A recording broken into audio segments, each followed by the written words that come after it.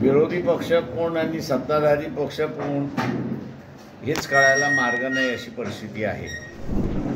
जे विरोधकांनी मांडलं पाहिजे ते असणारा विरोधक मांडत नाही आहे, तर सत्ताधारी पक्ष मांडते, आणि जे सत्ताधारी पक्षाने मांडलं पाहिजे ते असणारा विरोधी पक्ष मांडतात आहेत, अशी असणारी परिस्थिती आहे। हा एकंदरीत मी असं म्हणेन की लोकशाहीमधला तमाशा आहे असं मी त्या ठिकाणी म्हणेन।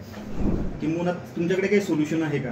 ते मी अगोदरही म्हणालो की सोल्युशन आहे, पण या चोरांच्या समोर मांडलं तर त्याचं खोबरं करून टाकतील, त्याच्यामुळे ते मांडणार नाही।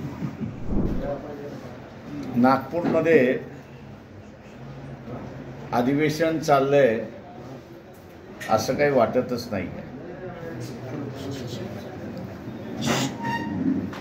विरोधी पक्ष कोण आणि सत्ताधारी पक्ष कोण हेच कळायला मार्ग नाही अशी परिस्थिती आहे।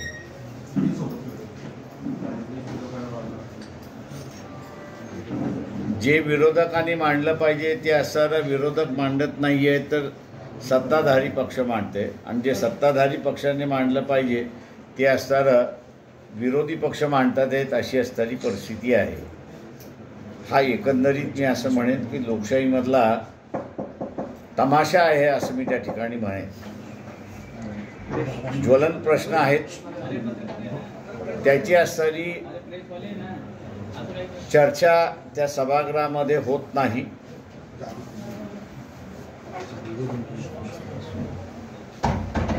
आणि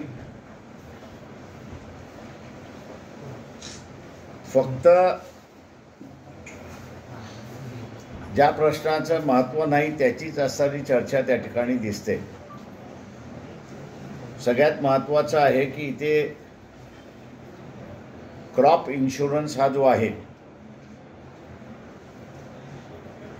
या क्रॉप इन्शुरन्सचा अजून निकाल लागलेला नाही।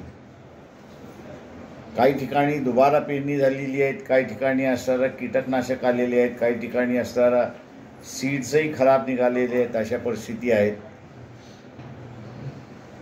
पण शेतकऱ्यांचा प्रश्न त्या सभागृहामध्ये कुठेच आपल्याला दिसत नाही। किंवा दिल्लीमध्ये ज्या युवकाने सभागृहामध्ये उडी घेतली, त्या बेरोजगारीचा प्रश्न असेल, त्या बेरोजगारीचाही प्रश्न आपल्याला त्या ठिकाणी दिसत नाही आहे।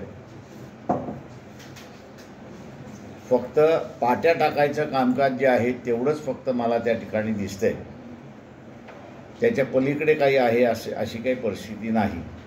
आता जरांगे पाटलांचं एक घटनेचे अभ्यासक म्हणून, विधितज्ञ म्हणून तुम्हाला वाटतं की जरांगे पाटलांची जी मागणी आहे किंवा तुमच्याकडे काही सोल्युशन आहे का? ते मी अगोदरही म्हणालो की सोल्युशन आहे, पण या चोरांच्या समोर मांडलं तर त्याचं खोबरं करून टाकतील, त्याच्यामुळे ते मांडणार नाही। खासगीत तरी जरांगे पाटलांना सांगणार का ते सोल्युशन?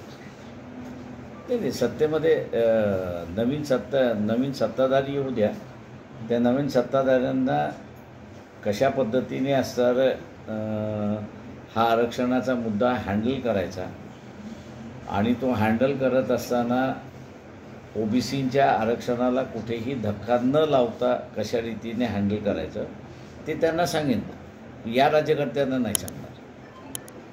सर, सध्या